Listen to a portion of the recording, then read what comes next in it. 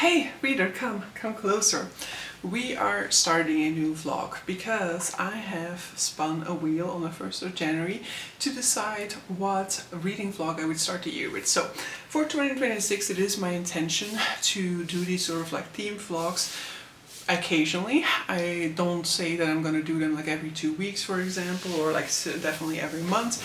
It'll depend, because what I definitely also want to be, you know, like allowing in 2026 is spontaneity. Spontaneity is key in 2026, so if I'm not feeling like a particular project, I'm not going to do it. And with that in mind, we are starting badly in 2026 because the first spin landed on something I did not want to do. So let's look at the first spin over here. And so the results of the first spin are that I have to go into subscription books for the start of the year. Now, subscription books I'm going to really count as saying part of a subscription, because I do also have one Illumicrate book that is like a book that I got through Illumicrate, but it's like an extra purchase through Illumicrate. It's not part of the subscription.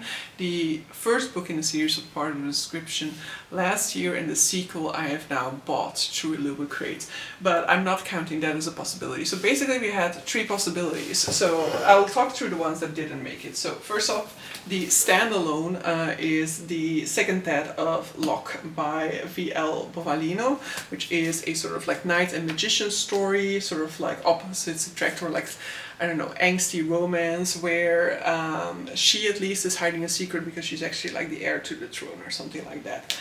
This cover does not appeal, but the original cover really appeals. But the problem with that was, like, this is a standalone book. If I'm going to read this one for this themed vlog, then I need more books to fill this vlog, because, you know, it's a themed vlog. It's not just like a vlog in which I'm going to be reading one book. So the option that I had there would then be to read the first 2 books in the other 2 options, but then I would be starting 2 new series at the same time in the first day of January or something like that, and I was like, no, we are not doing that. So I decided against this one. Potentially, if I still have enough time within this vlog, I could potentially still add it to the vlog, but I actually think that if, oh shit, that did not sound good. So I actually think that if I do manage to finish the option that I did go for sooner, I'll just end the vlog a little bit sooner, I think, because I just feel like it thematically works better if it's a full series vlog. Plus, there are a few things that I want to get to in January that I'm also very excited about. So, next up, the other option would have been this full series, which is The Black Sun by Rebecca Roanhorse, which is an indigenous epic high fantasy series that I think it follows Aztec mythology. I don't know more about it, I've just heard really good things about it, but we are keeping that one because we have an older series that is on my TBR card, and so I thought, like, if I'm gonna go for a full series vlog, I'm gonna go for the oldest one, and it's also the one that, maybe not in total, but definitely the first book has the second highest page count on that card, and the second and third book are really quite small, so in total it is just like a 1,700 page series. So maybe the other series also gets to it, though I think it's close. But that is the Magician series by Raymond E. Feist. Now, I have read From This World before, and now that I'm halfway through this book, I can say that I partially have read this story to some extent already, because this is a book in which we are following a few characters, but I'll talk about like the character that I felt is like the main character, which is Puck, who is this boy who is orphaned, and he has been raised by everybody within the keep. When he comes of age, there's basically this ceremony within the keep in which people kind of decide upon who they will choose as an apprentice from the newly grown-up boys, and Puck fears that he will be left out. However, at the very last moment, the magician decides to take him on as his apprentice because he has seen a potential for magic within Puck. And so we follow Puck and basically his like sort of like boyhood best friend Thomas on their adventures, because the young boys will definitely be going off on some adventures. There is war threatening because there is this other empire that these other people that have come into contact with, and this is a people that they know nothing about. They speak a language that they do not know, and they appear to have this sort of magic that creates portals for them to come into this world, and it seems like they are scouting out this world in order to plan an invasion. Now, this other world is the world that I am familiar with, because this is the world of the Empire Trilogy, which is a trilogy that Raymond E. Feist co-wrote with Jenny Wards. I love the Empire Trilogy. The Empire Trilogy has one of my favorite characters of all times, which is the protagonist of the Empire series, which is Mara. I love Mara so much. So it's actually a little bit hard to read about this world from the perspective of these people who are at war with them, and so for them they are the enemy, and so they're like very condescending about them. And there are fair things to be said about that, you know, like the Empire culture is very much based off of Japanese culture, which has a lot of beauty, of course, in terms of its serenity and things like that, but it also is a brutal culture in which, you know, honor is everything, and so if you are without honor, you can die upon your own blade, but you also just like go down in society to such an extent. And so there are definitely things to criticize there, but some of the comments I definitely feel are unwarranted. It's like one character says like that language is only fit for monkeys, which I think is like a comment that I find very like I would not have placed that in my book, or I would have put some comment about that commentary within it, because I feel like that is very offensive, but okay. But so the series so far I'm enjoying. It is very adventure fantasy, which I am finding myself really drawn to recently after reading The Silver Blood Promise.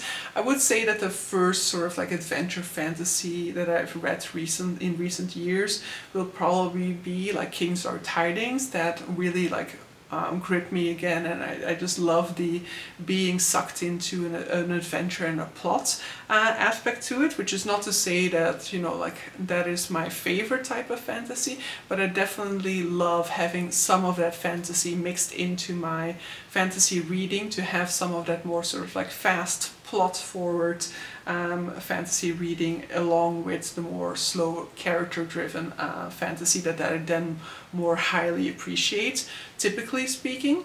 But I just love being sucked into a story like this. Now I will say that this shows its age. It's definitely more on the classical side of fantasy compared to more recently published work, because the Magician series is quite old at this point. Like, when was this published? Because I read the Empire Trilogy when I was like in high school. So yeah, it is originally published in 1992, for example. So I was 4 years old when this was originally published. So it's originally a 90s fantasy, so that is definitely much closer to classic fantasy and the tropes and the world building we see in classic fantasy. Though I will say that the Empire Trilogy and its focus on Japanese culture definitely felt very new to me at that point in time. And I do definitely think it's also not as prevalent at that point in time. Nowadays we see a lot of fantasy that is inspired by different cultures around the world, which I absolutely love, but we weren't really getting much of that back in those days. Most of the fantasy settings were medieval Europe inspired, and so while this world is very medieval Europe inspired, we do have this confrontation with another society, and then the Empire Trilogy, when it was written, was fully written within that other setting. But so yeah, I am so far enjoying my time with it, but it's not like carrying me away. I'm not like amazed by what is happening, but I am also quite like happy to indulge in the nostalgia of being back in a world that has like elves and dwarves and goblins and dark fae.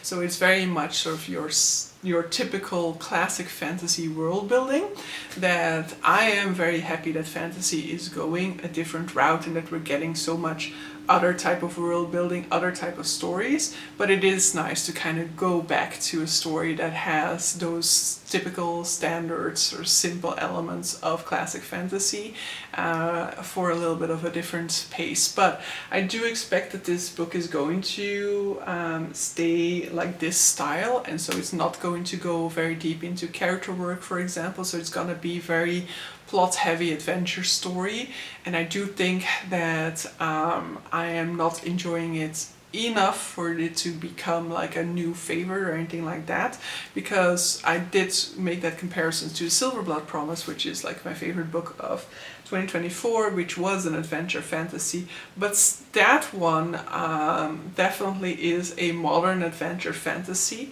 where I was fully engrossed, loved those characters, loved what was happening, loved the plots, twists and all of those, but the style somehow is definitely richer, I will say, than the style of the Magician Trilogy, which definitely reads like a simpler kind of toiled down fantasy novel.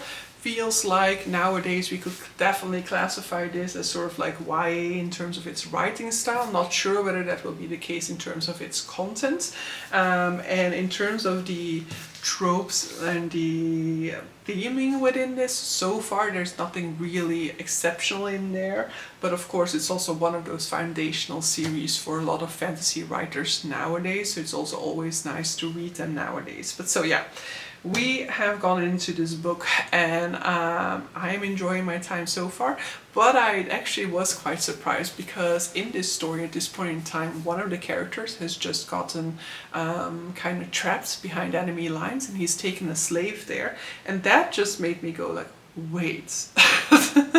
Because in the Empire Trilogy there is a character who is a slave from this other world, the world of the Magician series.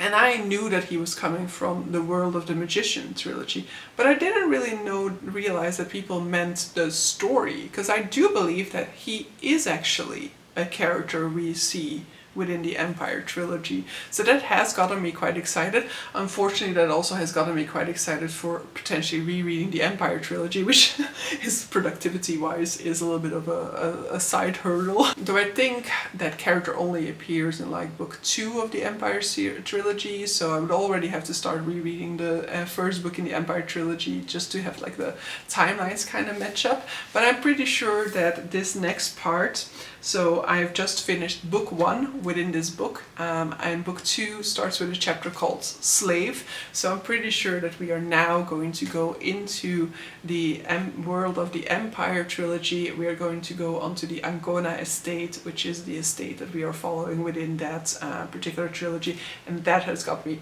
really excited. So I'm very happy to finally be filming this vlog update because yeah, yesterday, so on the first day of January, I read like 100 pages in it, and I did kind of like force myself to get to the 100 page mark. You know, I was kind of done at some point and I was like, no, I want to get at least 100 pages in. And then yesterday I read like 300 pages in one day. So yeah, then I was like, okay, I still actually haven't started this vlog and we are halfway through this book. So I cannot continue until I have updated the vlog. So we have done so now. I can now go and prepare lunch while listening to more of The Magician. And yeah, I think it is a bit sad that the main reason why I'm excited now is because of its link to the Empire Trilogy. But I did also kind of expect that I was going to like the Empire Trilogy more than the Magician series. And so, but who knows, this vlog can still totally turn out to prove me wrong. This vlog will probably turn into a little bit more of a spoiler-filled vlog at some point, because I don't know how I'm going to be talking about second and third books within this series if I am not mentioning any spoilers. But so yeah, we have basically got our boys. They've moved from the keep at this point in time, and they've been traveling along with the sort of like lord of the keep to meet like the king, for example, to warn him about this threat of invasion. And at this point in time, we've just gone through a big war with Tsurunwani, I think they're called, empire, and the empire has definitely shown themselves to have some strong tactics that they are not used to seeing. You already see the first sort of like confrontations between different cultures, where they have managed to capture some of these Tsurunwani, and then they find out that they are slaves, and slavery is something that is a big taboo within this side of the empire. So there are no slaves on the Kelewan, I think, side of things, and they think that slavery is abhorrible, and they don't want anything to do with it. So that's already like shocking for them to find out that most of the soldiers that they're fighting are actually slaves. And then the Tsurunwani also show themselves to be quite brutal, and not just brutal towards the enemy, but also brutal towards their own manpower. They kind of deal with their own manpower as being people that, as being, what do you call that? That it's okay to lose manpower,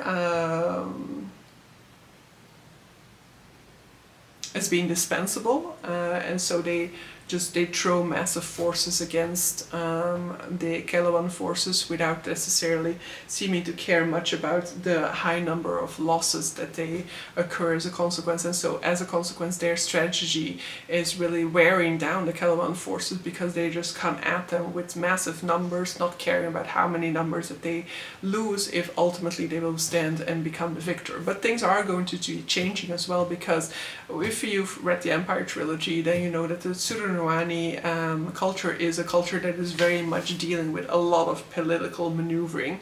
So there's a lot of these different clans, or different feudal lords basically, and they and their power balance are constantly kind of moving on a game that they refer to as the wheel.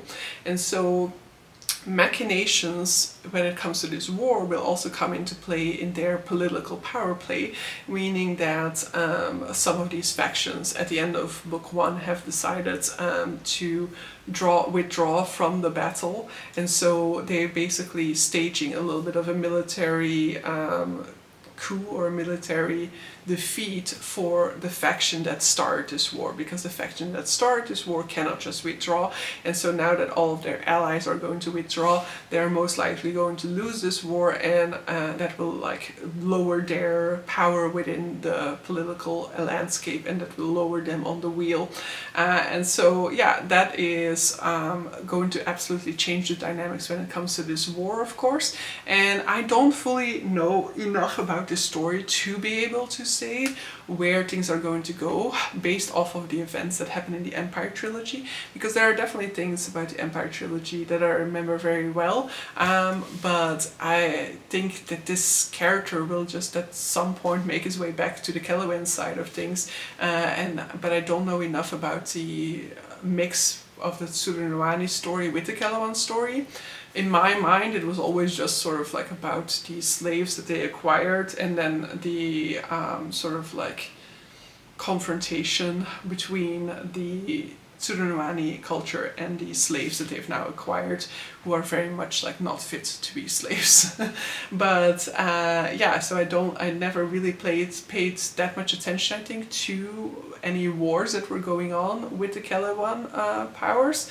There is, in the third book of the Empire Trilogy, I do think at the very end we also have a crossover again, but I'm looking forward to seeing this play out here within this series as well, and to see the actual link, because I don't think that this character is like the main character that we focus on within the Empire Trilogy, because then he would have changed, then that means it changed his name. But yeah, I'm gonna be finding that out almost immediately, I think, when I start the next chapter.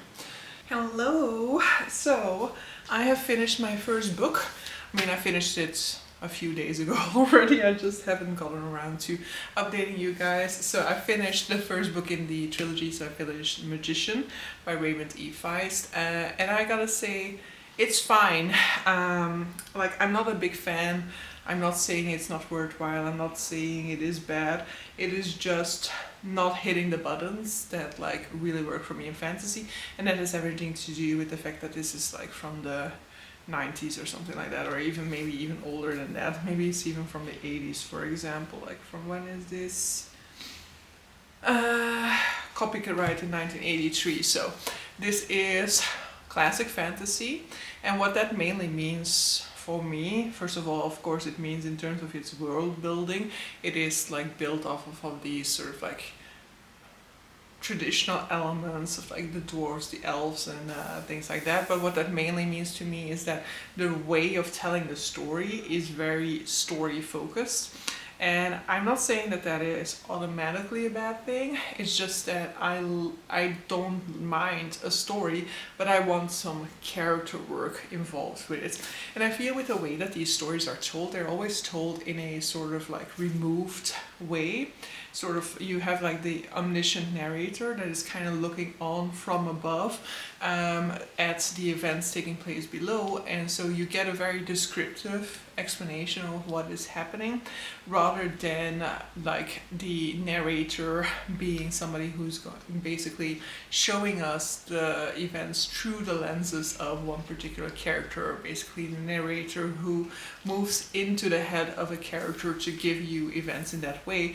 And that is how I prefer to see my stories, because that way you kind of get to see an interpretation of events.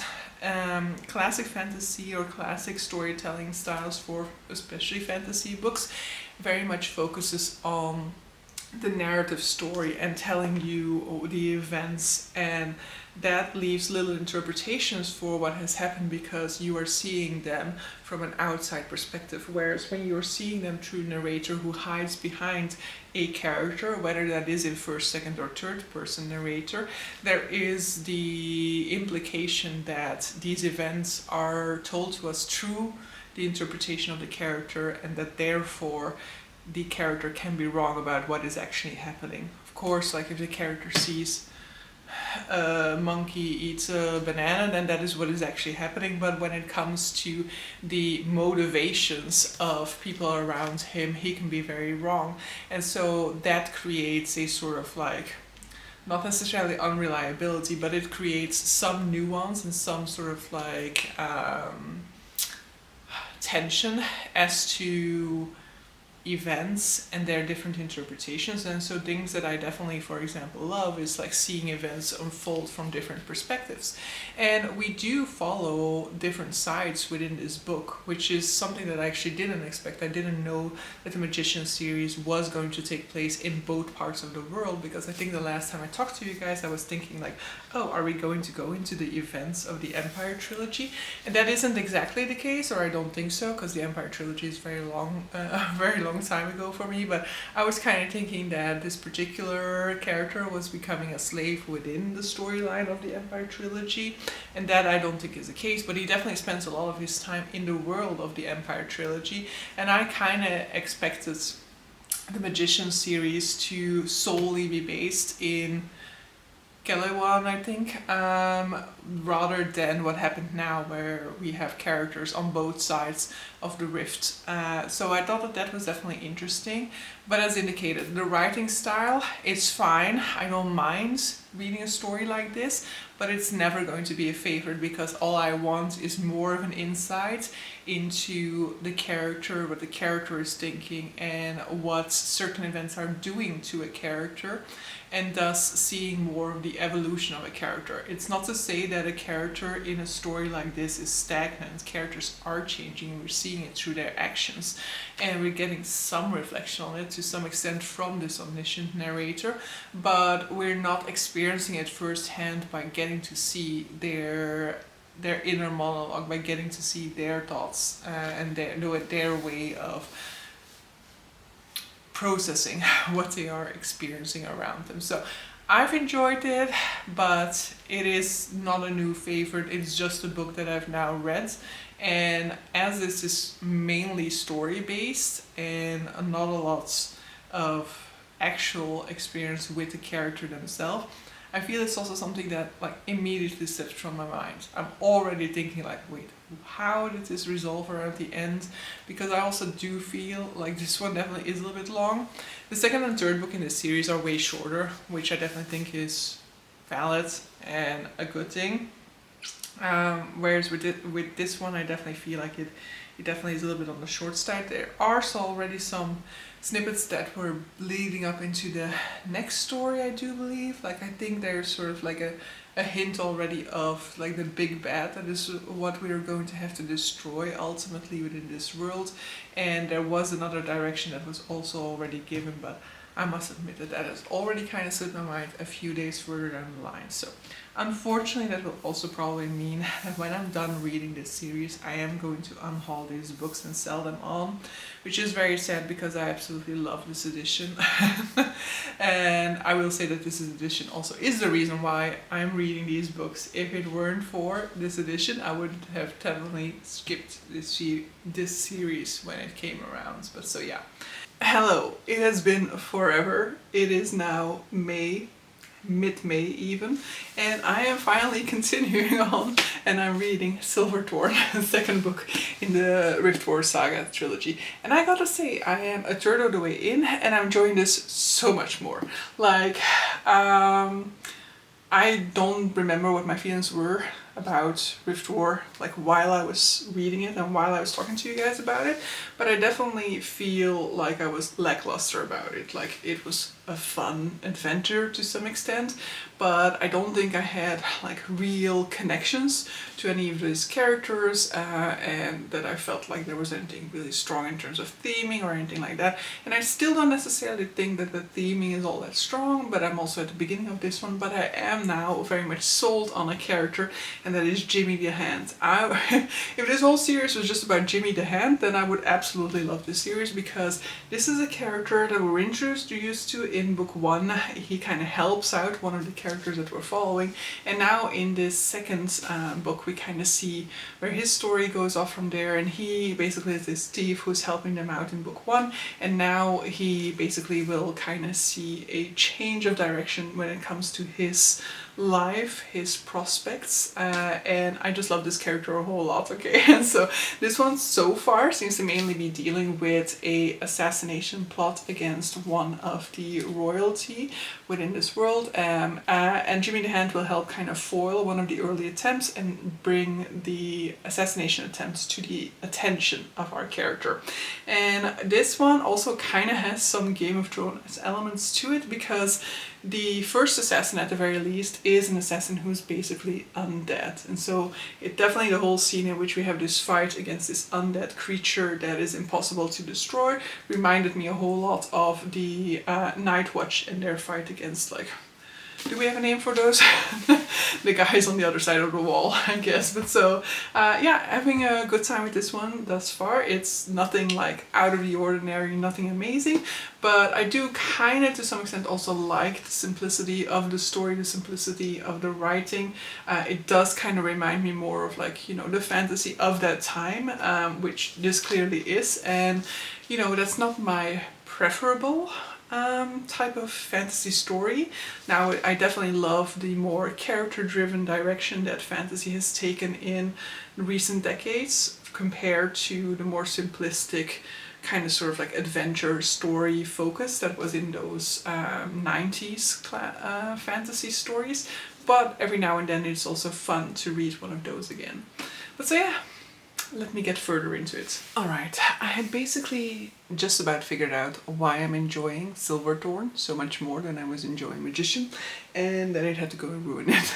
Because basically, for the big portion of this book, I would say about 60% of it, this is just, it seems like one quest more or less. It doesn't start off as a quest, of course, you have to go into it kind of, but I would say like around the third point of this book there's a certain direction it takes, and then like our crew has to kind of go on a quest to solve a certain problem. And even up until that point, we've basically just been spending all of our time with one particular crew, one location, with the exception maybe of the first chapter. And you know, some people come and go into that story, but that's about it. And that I really enjoy, okay? And those characters, I really enjoy. That focus of that quest, I really enjoyed.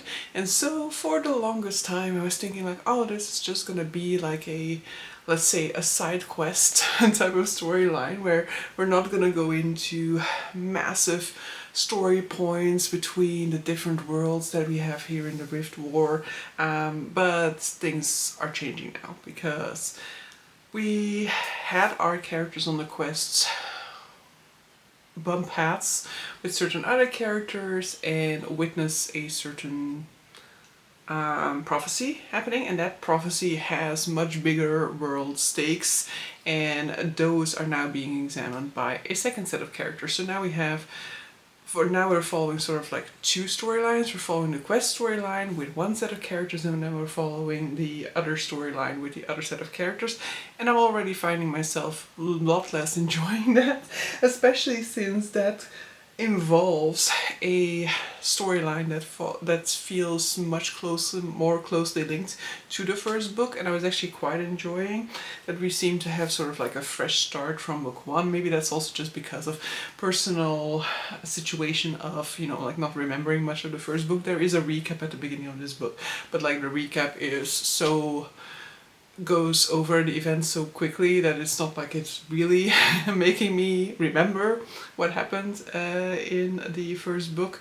I mean, I know some of the bigger plot points, of course, but when it comes to who some of these characters are, I'm like, who are you?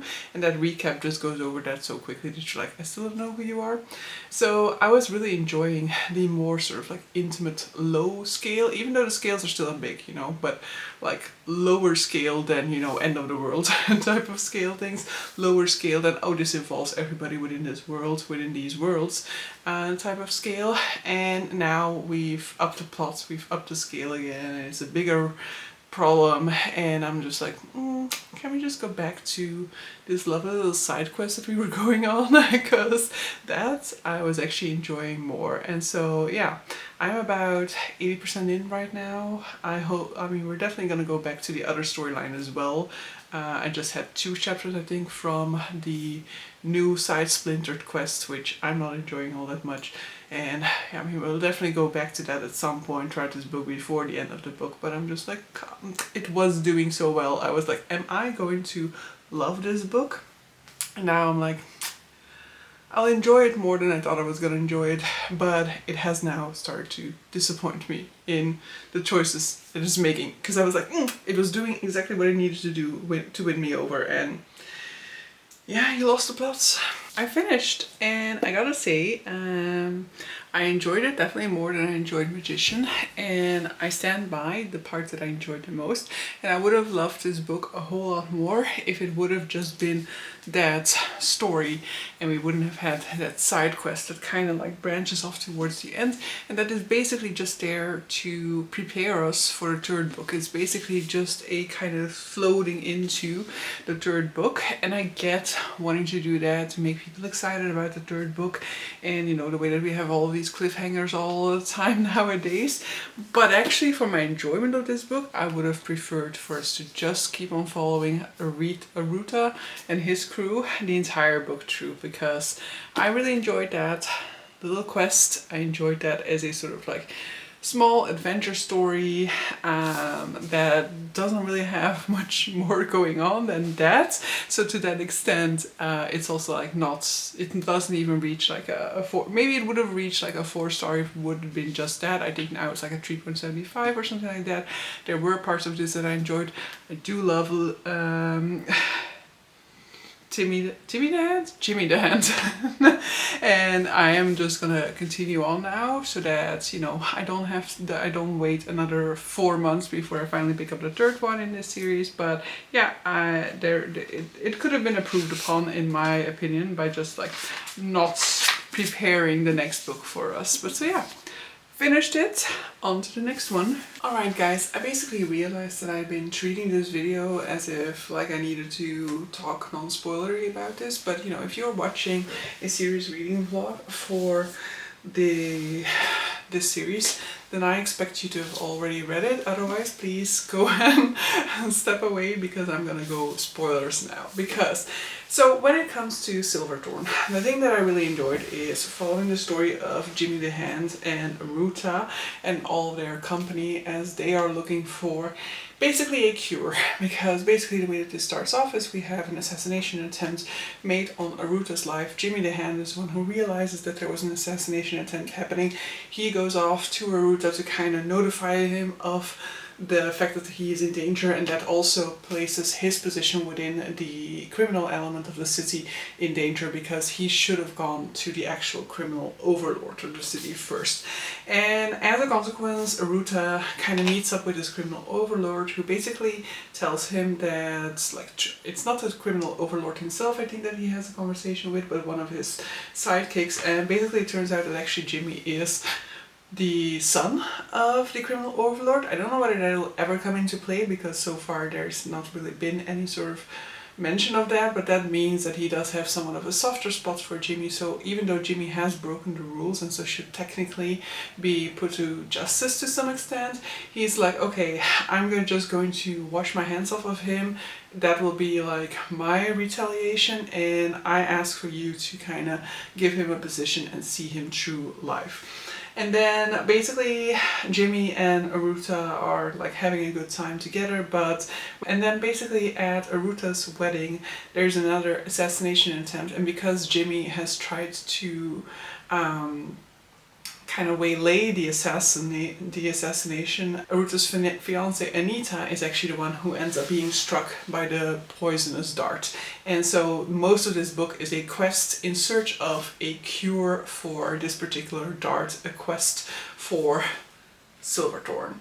And so I really enjoyed everything about that storyline, but then when we go to Pug and kind of look at his part of the story, because basically Pug helps him out at certain points in time, and then he goes into further explorations, travels back to Calawan in order to be able to figure out some information that they might have about a vision that we see throughout this book, a vision that is central to the storyline in the sense of this is the reason why they are trying to assassinate Aruta, because apparently Aruta is set to basically be the one person who's in the way of a dark force being able to kind of fully come back or just like conquer or whatever. And so they want to assassinate Aruta to basically avoid Aruta having much of an impact on that. And so Pug goes back to Calawan to find out more about this dark force and what they can expect and what they can do about it. And all of that didn't interest me. And I guess that is also why I perhaps didn't like Magician all that much, is because I feel like we're introduced in Magician to our cast of characters starting with Pug and Thomas, and that for that reason the story mainly felt like it was about Pug and Thomas to me. We meet other characters, definitely, we meet Aruta as well, and I do think that I already enjoyed Aruta's storyline more, I guess, in Magician, but it definitely felt to me like, you know, Pug's story and Thomas's story was sort of like central to the whole overarching story of this trilogy, and actually I don't really care all that much about Pug's story, even Thomas's. I feel like in Magician I kind of still cared about Thomas's story a little bit more because of the whole sort of like intrigue about what happened there with the elves and with this sort of like ancient spirit that takes possession over him. But now I couldn't care less. And that is continuing on into the third book in the series, which I am now reading, and I am halfway through. A Darkness at Settenen, which by the way I'm going to be using for my quote prompts for Herkiets, because I need a book with as a word, and so A Darkness at Settenen is going to count for that. I think I'll do the rest as a sort of like separate vlog, but this one I'll already include in that. And so A Darkness at Setanon is the third book in this series, and luckily we do still have, in my opinion, a primary focus on the story of Aruta, of Jimmy the Hand, and that sort of cast of characters that we had left off with at the end of book 2. But when it comes to the chapters that are around Pug, and in this case Pug and Thomas, again, sorry, my mind just cannot focus on those chapters. My mind has no interest in these chapters at all. But so in this book, so far, we are just continuing on from where we kind of left off. Aruta at this point in time is back with his wife Anita. They have just given birth, I think, to a baby, 2 babies? I've already forgotten at this point in time, actually.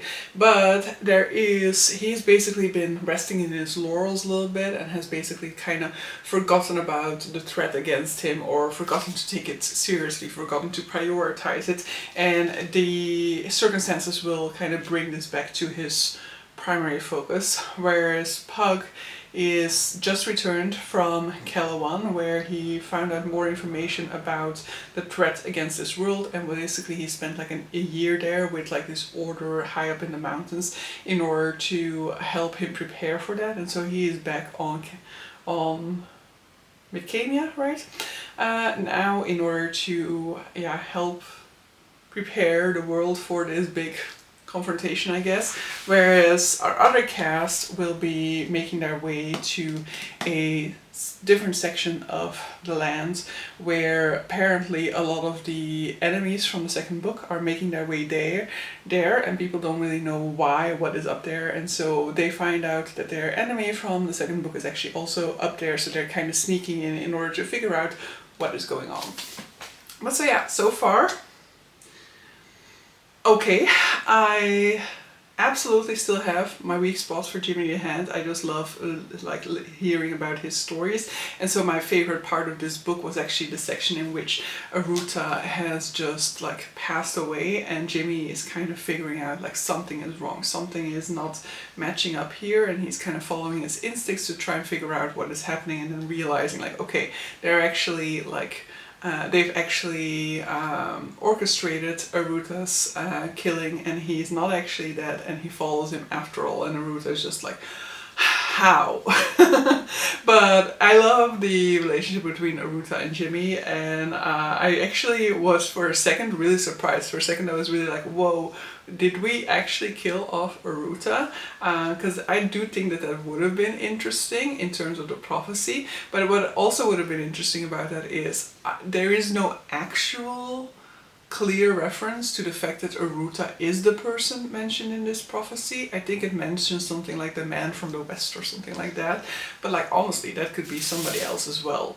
And so yeah, with that regards I was thinking like, okay, maybe it's gonna turn out that, you know, the man from the west is actually somebody totally different. Maybe it's actually Jimmy, maybe it's Martin, who knows, but I'd actually enjoyed that as well about it. But so yeah, we're now in a part of the story in which Aruta is basically meeting up with a past enemy from book 1, and I do like that we're getting to see sort of like a more nuanced side of that story, getting to see the perspective of that guy and kind of like what was triggering his choices, his motivations, why he was doing what he was doing, and like past conflicts between him and other characters, seeing them from his perspective this time around. I definitely think that that was interesting. But so yeah, I have definitely had a better time with book 2 and book 3 so far than I expected after my experience with book 1, and I am happy about that. But currently I definitely do think that like once I'm finished with reading this trilogy, I'm actually going to sell these books, because I don't think that I want to keep them around. I don't have like a soft spot for them or anything like that, or enough of a soft spot for them to want to actually physically own them. So I'll probably end up selling them, but you know, I'll definitely check in with you guys still. At the very least when I finish it, because I gotta say that I've been going through them pretty quickly.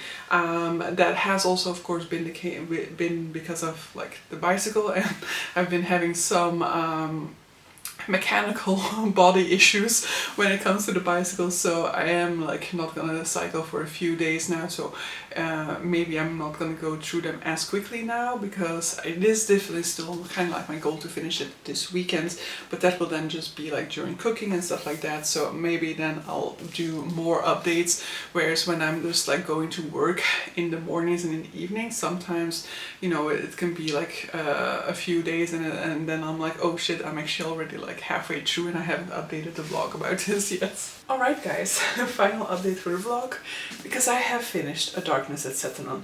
And unfortunately, this is not my favorite book in the trilogy.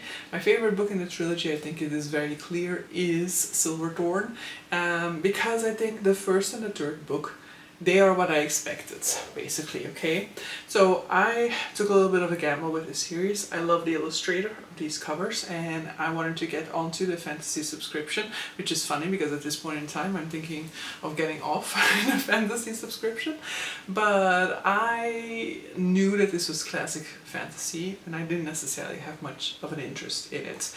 I love the Empire Trilogy by Raymond D. Feist and Jenny Wirtz, but I've never had an interest in reading the Riftwar saga, even after knowing that it was linked to the Empire Trilogy, which has a near and dear place in my heart. But so yes, I decided like, okay, yes, I will go and take this series on, because this is my chance to get onto the subscription. I love the look of these editions, and I do love the Empire Trilogy, and so perhaps I will also love the Riftwar saga. Unfortunately, that did not end up happening. I think I wouldn't necessarily compare the styles, because it's been too long between Empire and this for me to be able to say that the style of writing is that much different, though I do kind of feel like it is. I feel like this is exactly what I expect classic fantasy to be like. Very focused on telling the story, on telling the action of what takes place, very little focus on the inner world of the characters, on the character development. Character development happens through the storyline rather than us exploring characters' inner richness by having more of a focus on their thoughts and feelings and whatever and not. And my personal preference is just the new modern fantasy and its way of telling stories. Modern fantasy does also have a tendency to focus more on the world building and on magic systems, for example. And don't get me wrong, I love that, but that is not necessarily something I would miss in this one. But I definitely missed that connection to characters, and the only character that I really had that connection with was Jimmy the Hand in Silverthorn. And so if this entire trilogy was following the character of Jimmy the Hand, I could have fallen absolutely head over heels with it.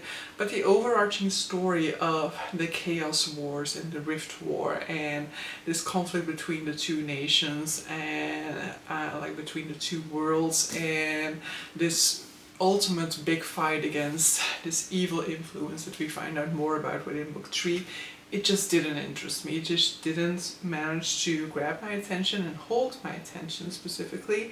And especially like from the second half of book 2, it was already becoming clear to me that all the chapters that had to do with that, which were like mainly the Puck and Thomas chapters, I was just not paying attention to them anymore. I just had no interest in that storyline whatsoever. Just wanted to get back to Jimmy and Ruta and those characters. And even though this third book spends a lot of time focusing on battle and like the fight for Settanon and for keeping the city safe, and that is basically also something that I tend to struggle with in fantasy quite often, I ended up enjoying those sections. At first I was like, oh my god, I already feel my mind slipping, because my mind is just like battle, battle, battle, battle, whatever. Battle, battle, battle, blah, blah, blah, blah, blah. But I did find myself, like, if I put in a little bit more effort into trying to follow what was happening in that battle sequence, getting more engaged with it again and being able to hold on to the action of what's taking place in that storyline. But yeah, ultimately that was just not enough to save the whole book for me, because ultimately it becomes about this much bigger conflict. And that conflict just didn't interest me, okay? I'm sorry. I definitely do want to reread the Empire Trilogy again at some point. I know I've reread it somewhere in my adult life, so my feelings on it will probably hold up if I reread it again at this point in time as well. But it'll be interesting to kind of try and see whether it deviates really a lot from classic fantasy. I think what I enjoyed a lot about Empire Trilogy that Riftwar kind of misses is part of what I enjoyed about it, mainly that comes in the second book though, is the conflict between different cultures and learning from those other cultures. And there are glimpses of that within this series as well, but I feel like not enough. There is more emphasis here on the conflict between the two populations, and there definitely is some reconciliation that happens within the third book for that conflict, but ultimately there is less of this sort of like, we can thrive, we as a society can learn so much from this other society, and we can improve our methods, our way of thinking, our strategy by incorporating something from the other society, and thus kind of surprising our enemies because they're not expecting this type of strategy from us because it's just so out of sync with everything we've done so far. And so that's something that I really enjoyed about the Empire Trilogy, and this actually also comes into play in the first one, right? Timeline wise I might be wrong here, but I do believe that our protagonist is already approaching a different race within the first book and kind of establishing connections there in a way that is not a superior being to an inferior being, but just like a collaboration of two very different species and using each other for each other's benefits. And so that is part of what I really enjoyed about the Empire Trilogy, aside from just really enjoying this character who's very much the underdog, who has to save her family from the brink of ruin, who has to make hard decisions, personal sacrifice, in order to play the game and end up on top. And I guess to some extent that is also why I love Jimmy the Hand, because he is also a underdog type character who nobody really expects big things from, who is using his wits and his originality at all points in time to come up with these amazing strategies, and you know, I love these types of characters clearly. But yeah, ultimately I would definitely say that the Riftwar saga is not for me. I will not be continuing on. I believe that there are other books after this one, after these ones, and I will not be continuing on. I am happy to have had this opportunity to read them now and make up my own mind about it, and I was very much pleasantly surprised with Silverthorn and with that story and how much I loved it. And if we could have just cut out all of the big overarching storyline stuff that happened there in order to prepare us for book 3, then that could have been like maybe even a 5-star, who knows. Like, I don't think it's necessary, it would have necessarily been a 5-star because of the way it is told, but that would have definitely been a book that I would have greatly appreciated and considered to be an absolute success, whereas now it's kind of slightly marked by the fact that there are these chapters in which I would have like zero interest. But so yeah, let me know if you've read the Riftwar Saga. Like, did you read it decades ago when it first came out, and how do you feel about it? Have you reread it recently? How do you feel about it now in comparison to some of the more modern day fantasies? But also, if you've read the Empire Trilogy, what are your thoughts about like the differences between the two? Because to me, having read, like, if we don't look at like the terminology and all of that, they feel like two very different series altogether, and you know, I have my clear preference. It is also, of course, the world that I was first introduced to, so that could also come into play with that. But so yeah, I hope you guys enjoyed this vlog. It has been a long time in the making.